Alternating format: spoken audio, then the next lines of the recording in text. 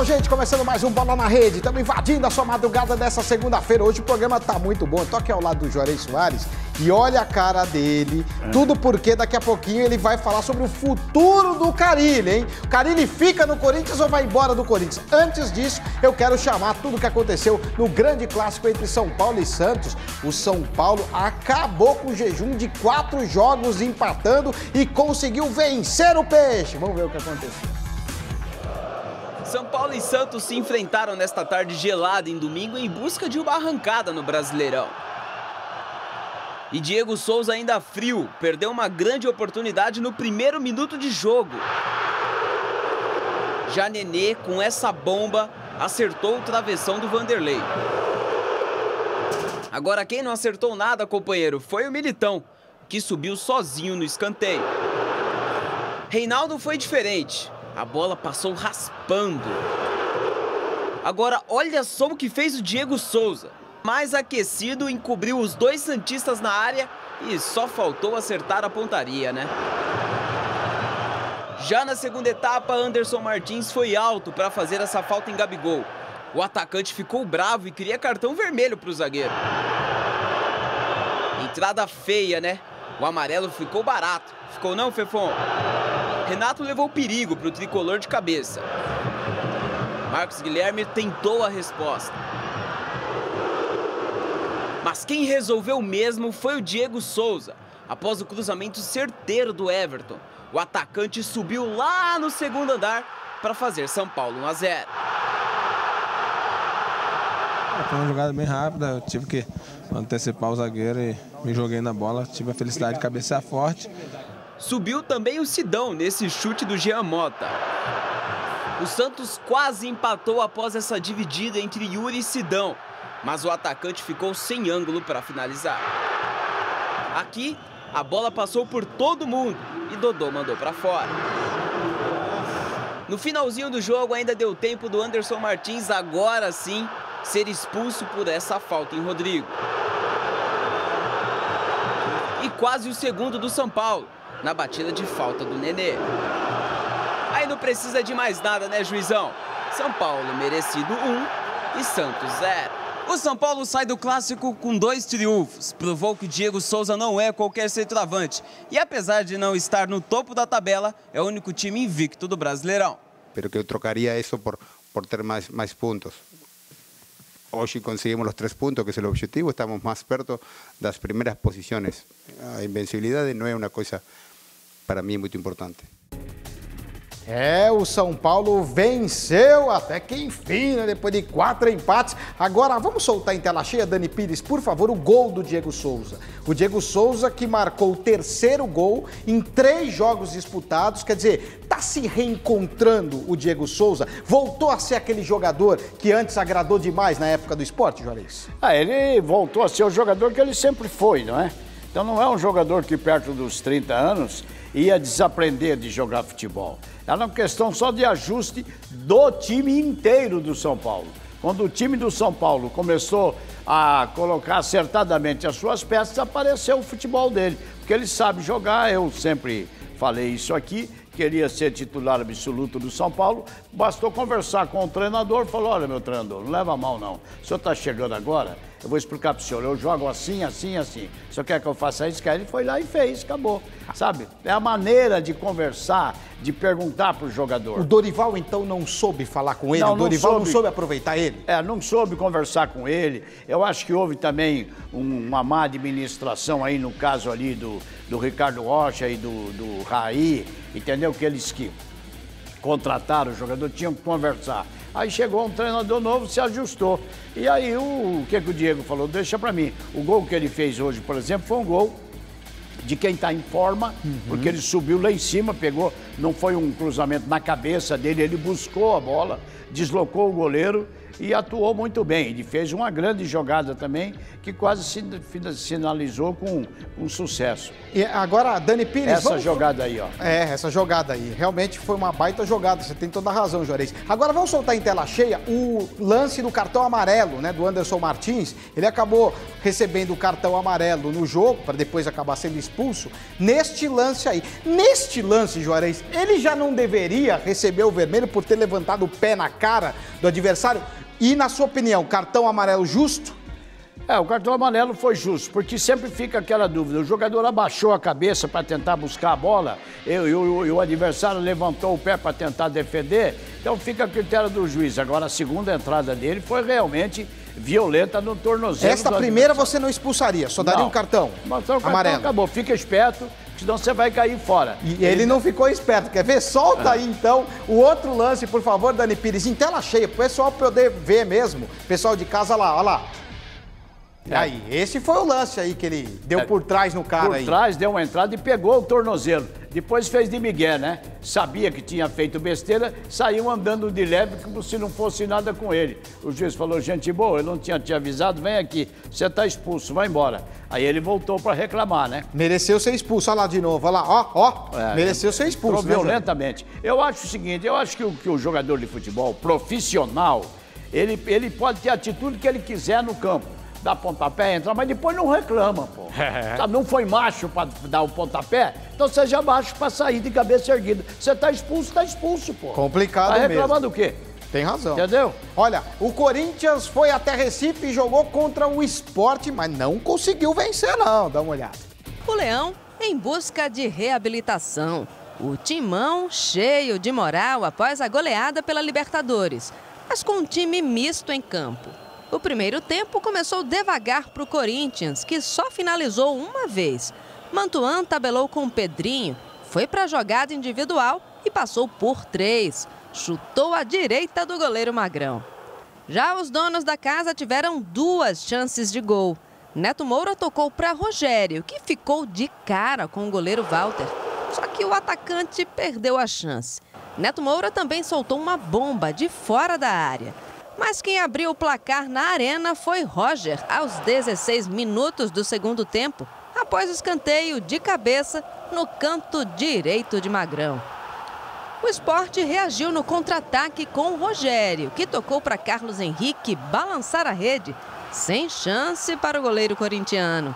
1-1 na Arena de Pernambuco. O atacante foi comemorar na escada e ganhou também um cartão amarelo. Defesa leonina de orelha em pé com a entrada dele, Emerson Sheik. Mas os rivais seguraram o placar até o final.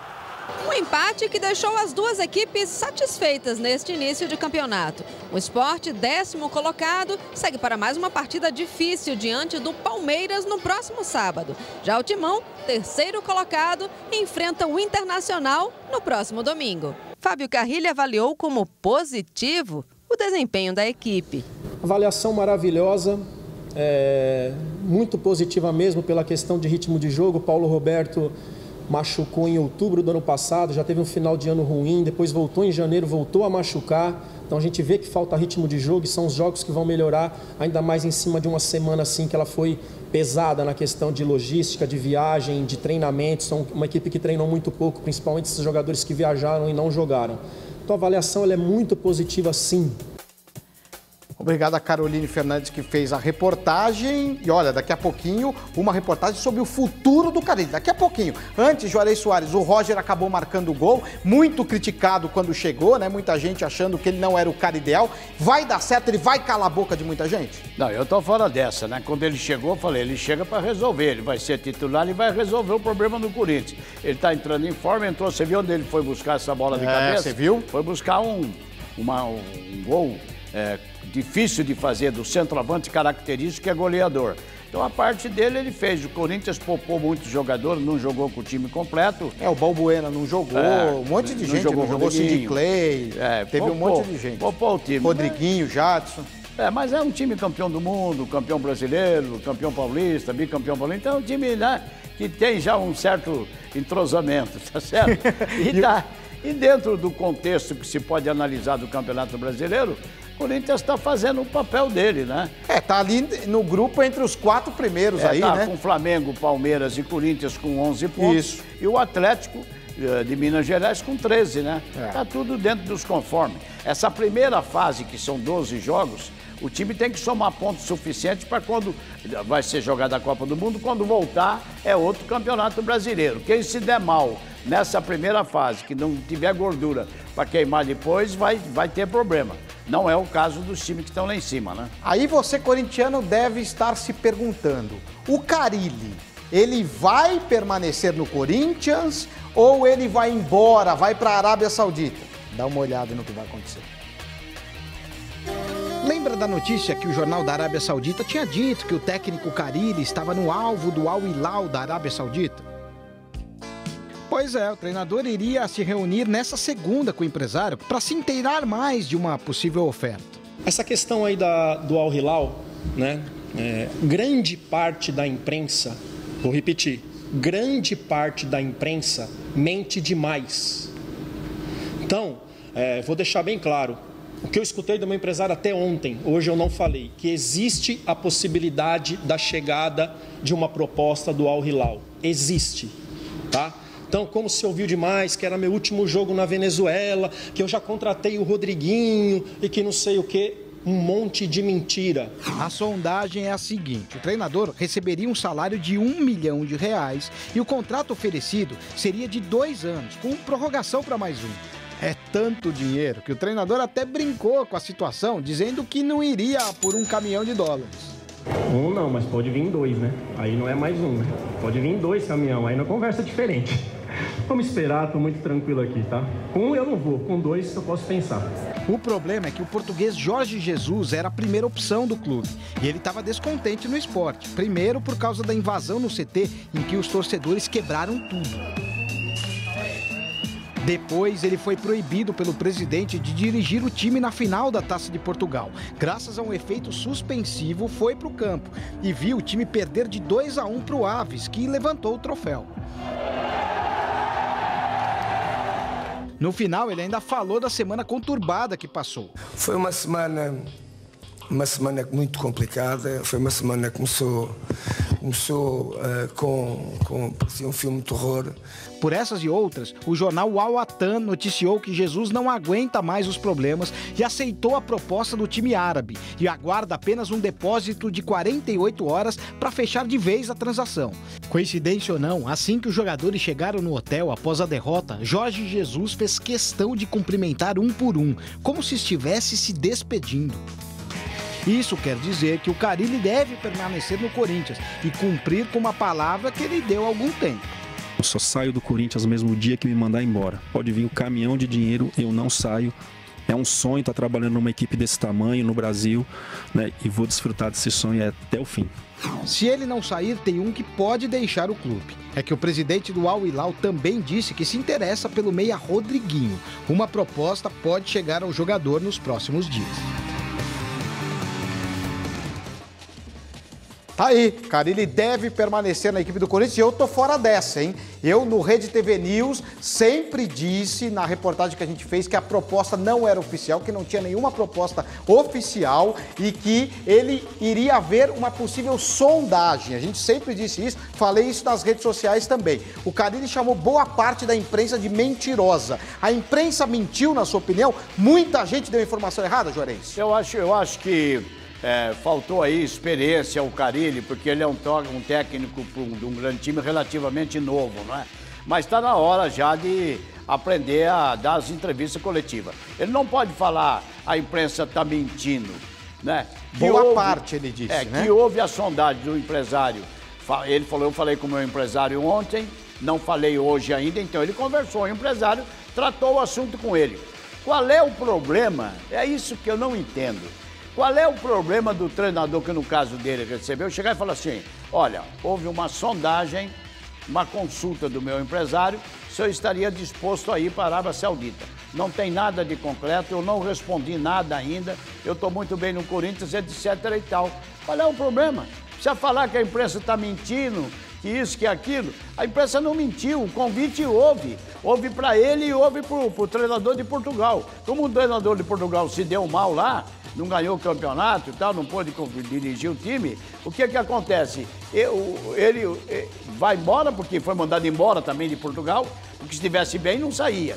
Né? Na verdade, ele não foi mandado embora, mas ele tá brigando com o presidente. Lógico, tá brigando Conseguiu com efeito suspensivo dirigir o time porque o presidente suspendeu ele. Brigou com o presidente, então vão mandar embora o presidente e vão ficar com ele? Não, provavelmente. Vão mandar embora ele, até logo, um abraço. Agora, o Carille não precisa usar essa terminologia. A imprensa está mentindo. A imprensa está noticiando o que lhe chegou. Se ele tem interesse em falar que não é verdade, ele procura a imprensa e fala, eu quero avisar vocês que eu não vou sair, como ele falou não sei quantos meses atrás. Isso é de uma agressividade absolutamente fora de propósito e fora de hora. Agora, o Jorge Jesus é melhor que o Carille? Se você fosse o árabe, você levava qual deles? Eu levava o Carille. Eu também acho. Lógico. Também levava o Carille. Enfim. Olha, o Palmeiras jogou contra o Bahia. A partida aconteceu na Arena do Palmeiras e foi um passeio, uma goleada, gente. Dá uma olhada. O Palmeiras entra em campo contra o Bahia com o objetivo de repetir em casa a boa atuação na Libertadores da América. Por isso que já chegou chegando. O William só precisou de 2 minutos para aproveitar o cruzamento do Borja e mandar ver.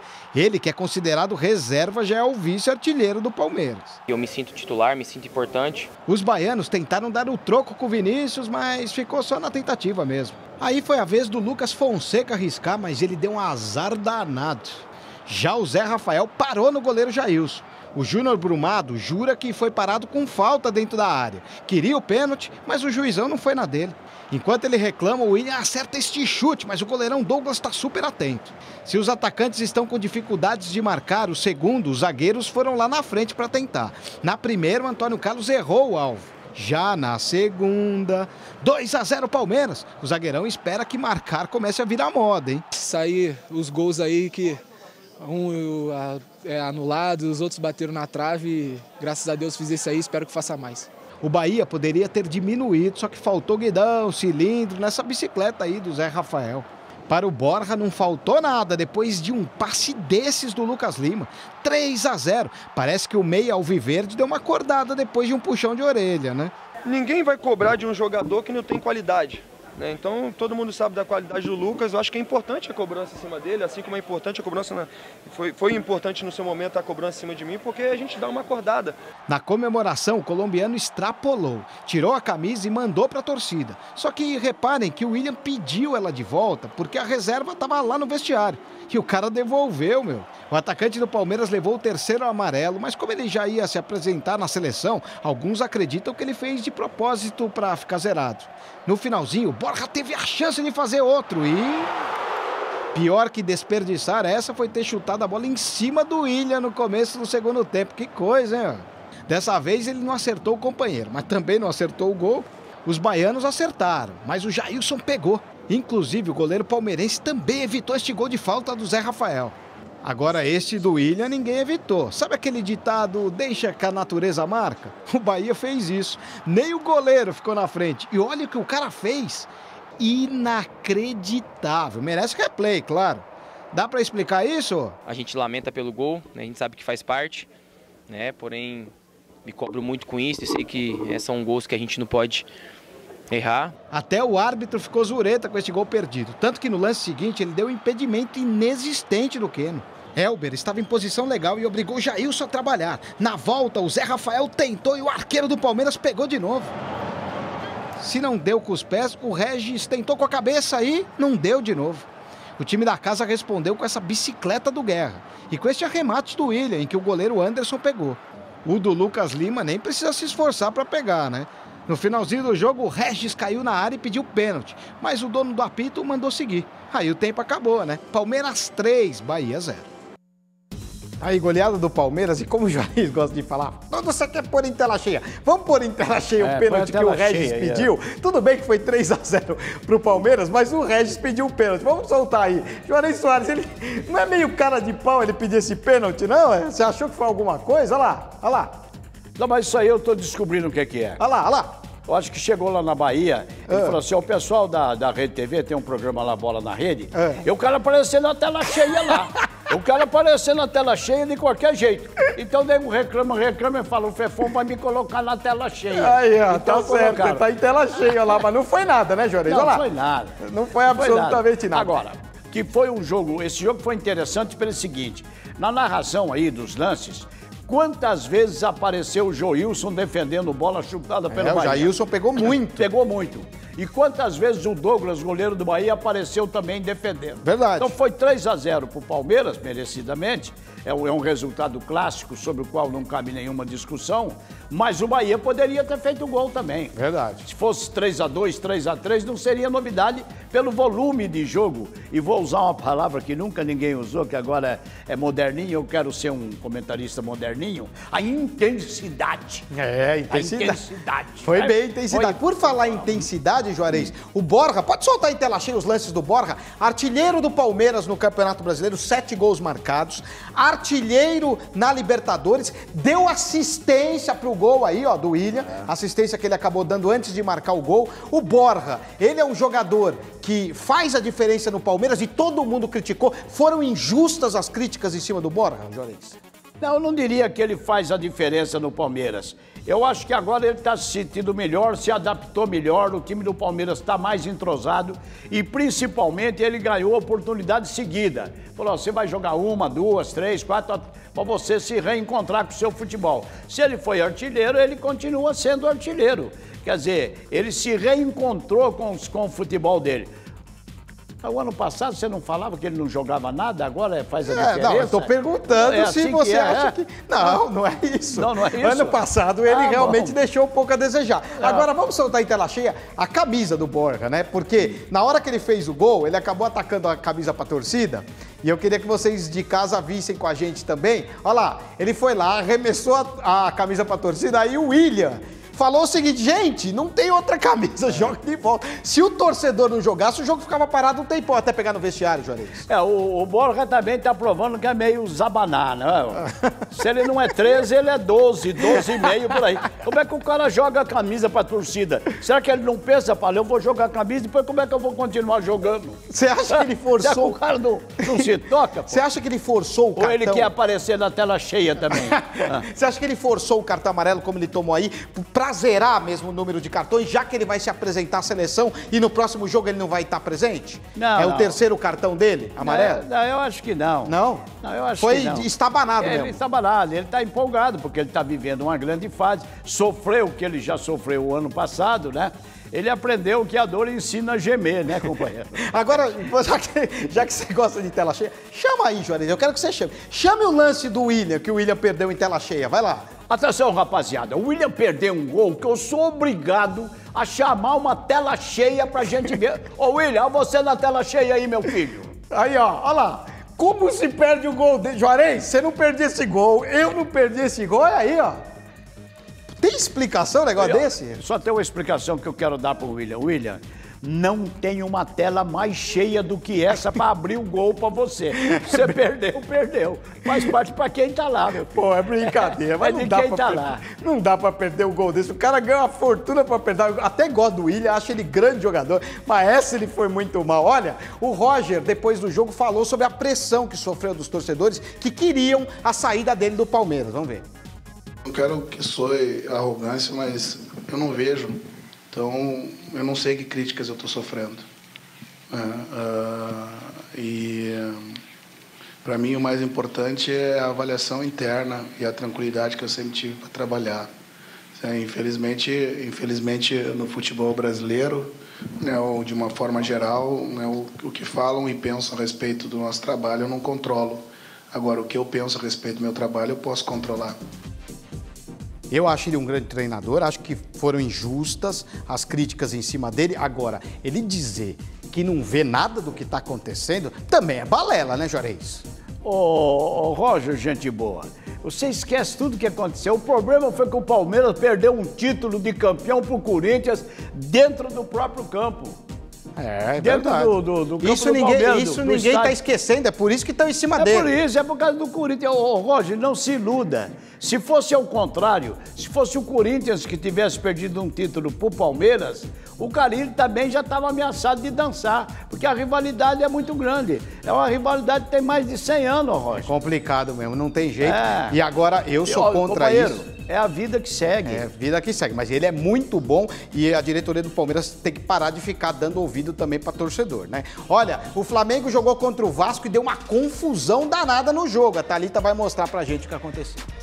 Quem saiu na frente foi o Flamengo. Everton Ribeiro bateu de longe. Martim Silva vacilou e rebateu para frente. A bola sobrou para Vinícius Júnior, que fez o seu primeiro gol no Maracanã. O gol fez o Vasco ir para o ataque e na jogada de Thiago Galhardo, Hever quase fez contra. 1 minuto depois, o time cruz-maltino chegou ao empate. Pikachu cobrou escanteio e Wagner completou de cabeça. A etapa final foi bem diferente. Dourado chegou a marcar, mas estava impedido. O lance do impedimento do Dourado é no mínimo duvidoso. Dependendo de onde você para a imagem, ou não está impedido ou não. E até onde eu sei, a orientação é, na dúvida, segue para o gol. E nos minutos finais, o clássico pegou fogo. Primeiro com Lincoln, que obrigou Martim Silva a fazer grande defesa. E foi nos acréscimos finais que começou uma grande confusão. Riascos se desentendeu com Everton Ribeiro e o tempo fechou. Breno e Rodolfo precisaram ser contidos pelos companheiros. O árbitro Ricardo Marques ouviu os auxiliares e, depois de alguns minutos com o jogo parado, acabou expulsando 4 jogadores. Cuejar e Rodolfo pelo Flamengo e Riascos e Breno pelo Vasco. O jogo estava parado, o Riascos empurrou, a agressão teria que ser o vermelho direto. Se ele toma o vermelho direto, não aconteceria toda a confusão que aconteceu depois. E com o empate, o rubro-negro perdeu a liderança do Brasileirão. E depois de toda a confusão do fim da partida, Flamengo e Vasco vão para a próxima rodada com desfalques importantes. Não é o que nós queremos, mas a gente entende que vão acontecer desajustes naturais. A gente está buscando soluções para tentar amenizar isso. Gente, que papelão que aconteceu, hein, lá no Rio de Janeiro. Pode soltar em tela cheia, por favor, toda essa confusão que aconteceu, que eu queria comentar com o Juarez Soares. Olha lá. Você acha que realmente o jogador do Vasco que começou toda essa confusão e aí os caras do Flamengo não perderam demais a cabeça? Porque talvez não sabe essa expulso. reunião aí, o que foi? O Bandeirinha pediu a reunião com o juiz e falou, ô seu juiz, deixa eu explicar uma coisa pro senhor. Teve a confusão ali, o senhor só esqueceu de expulsar o Cuejar do Flamengo. Ele falou, Ah, eles avisaram. Então. Avisaram ele. Ah, tá. Faltou o senhor porque ele também estava dentro da confusão. É verdade, Então, muito obrigado pela reunião. Vamos tomar mais uma aguinha até logo. Chegou lá e falou, Cuejar, o cara me avisou que você tem que ser expulso também. Expulsou o cara. Brincadeira, pô. Entendeu? O árbitro também isso, não estava vendo nada, né, Juarez? Por isso que se estabeleceu aí essa confusão. Agora também, pela rivalidade que existe no Rio de Janeiro. Essa é a maior rivalidade que tem no Rio. É Vasco e Flamengo. Entendeu? Então, se não tem uma confusão num lance desse, num jogo desse, não é nenhuma novidade. E tem um detalhe, sabe o que aconteceu com o Flamengo? Se é aqui em São Paulo, já mandava o treinador embora. O Flamengo jogou 6 pontos nas últimas 2 partidas contra a Chapecoense e contra o Vasco. Dos 6 pontos, ganhou 1 só. Senão era para ser líder do campeonato. Mas classificou na Libertadores, isso deve ter dado um respiro pro Barbieri também. Mas no caso do brasileiro, um time como o Flamengo está em primeiro lugar, joga 6 pontos e ganha 1. Olha, o Atlético Mineiro jogou contra o Cruzeiro e o time de Minas, o Galo, acabou vencendo, hein? Vamos ver o que aconteceu. Clássico no Independência e as cobranças já começaram antes mesmo da bola rolar. O Atlético jogou tudo fora, né? Agora essa aqui não tem desculpa, não. E a torcida do Galo tinha razão de estar mesmo na bronca. Em 2 semanas, o time foi eliminado já na primeira fase da Sul-Americana e nas 8ª de final da Copa do Brasil. Aconteceu alguns tropeços, né? Que a gente agora tem que esquecer isso e focar no brasileiro. O Atlético começou na pressão. Roger Guedes e Ricardo Oliveira levaram um susto para o gol defendido por Fábio. O Cruzeiro, com o time recheado de reservas, só deu trabalho para o goleiro Vitor na falta cobrada por Rafael Sobis. Logo aos 3 minutos do segundo tempo, Manquejo foi expulso após o 2º cartão amarelo e deixou o Cruzeiro com -1. E foi com 10 em campo que o time celeste quase abriu o placar na boa chegada pela esquerda. A bola sobrou para Bruno Silva, que parou na ótima defesa de Vitor. O Cruzeiro se empolgou e no cruzamento pela esquerda quase que Robinho abre o placar. Logo depois, ótima tabela do ataque atleticano e Roger Guedes não desperdiçou. 5º gol dele no Brasileirão, Galo 1-0. Elias teve a chance de ampliar, mas Fábio defendeu. No cruzamento de Otero, faltou pouco para Ricardo Oliveira marcar. Vitória para espantar a crise. O Atlético derrotou o Cruzeiro aqui no Horto por 1-0 e assumiu a ponta da tabela do Brasileirão. Destaque para Roger Guedes, que com o 5º gol assumiu a artilharia do campeonato. O importante são os 3 pontos e a imposição que a gente teve. E se fosse o titular, também jogaríamos de igual para igual e acreditamos que íamos vencer da mesma maneira. Obrigado a Patrícia Contaldi. Agora vamos ver mais gols pelo Brasil, começando pelo Ceará, que o Marcelo Chamusca, o técnico, foi demitido depois de mais uma derrota para a equipe do Vitória. Vamos ver. O Vitória venceu o Ceará, hein? O Alisson abriu o placar para os rubro-negros. O Wesley empatou para o Ceará. E de pênalti, Neilton fechou a conta. O Vitória deixou a zona do rebaixamento. Em Belo Horizonte, o América Mineiro venceu o Botafogo por 1-0 com este gol de bico do Juninho. Com o resultado, o Coelho subiu para a 6ª colocação na tabela. Botafogo é o 10º. E vamos ver o que aconteceu lá na sede da Seleção Brasileira, lá em Teresópolis, na Granja Comari. Olha quem chegou, olha, o Tite estava por lá, junto com o Edu Gaspar, todo mundo cumprimentando a comissão técnica da Seleção Brasileira. Lembrando que os jogadores nesta segunda se apresentam na Granja Comari, a seleção treina durante uma semana, depois a seleção vai para a Europa, primeiro para Londres e depois vai para a Rússia, se preparando para o Mundial Copa do Mundo de 2018, tá aí a Seleção Brasileira. Infelizmente, o nosso tempo acabou, o Bola na Rede fica por aqui. Juarez Soares, muito obrigado. Semana que vem estamos aí. Estamos aí. E vamos embora, né, gente? E os jogadores se apresentam daqui a pouco. Daqui a pouquinho. Nós já estamos na madruga, né? gente, é verdade.